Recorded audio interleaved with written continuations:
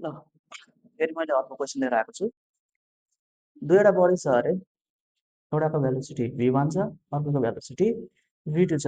र v1 चाहिँ x एक्सिसमा move गर्दैछ। ल यो एक्स एक्सिस भयो v1, र अर्को v2 छ मुभिङ द फर्स्ट क्वाड्रेन्ट, ल हेर त फर्स्ट क्वाड्रेन्ट भनेको कुन हो? यो एक्सिसमा कुद्दैछ अरे, फर्स्ट क्वाड्रेन्टमा कुद्दैछ अरे। Makes an angle theta with v1, v2 ले मानिलिउँ थीटा एङ्गल बनाउँछ अरे, यो v2 हो।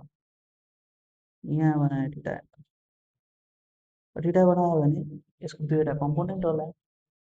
सो एउटा हरिजेन्टल कम्पोनेन्ट, अर्को भर्टिकल कम्पोनेन्ट। हरिजेन्टल कम्पोनेन्ट भनेको थीटा जताततै छ त्यता के हुन्छ त cos theta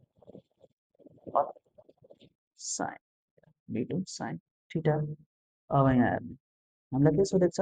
the relative velocity of v1 with respect to x component of v2 भनेछ। भनेपछि relative velocity of v1 with respect to x component of v2, v2 को x कम्पोनेन्टसँग, त्यो भने के हुन्छ? v1 माइनस v2 को के त x कम्पोनेन्ट। अब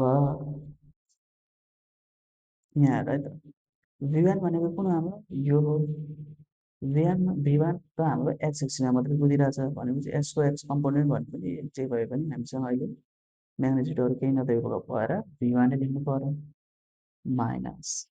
अब v2 को एक्स कम्पोनेन्ट भनेको कुन हो?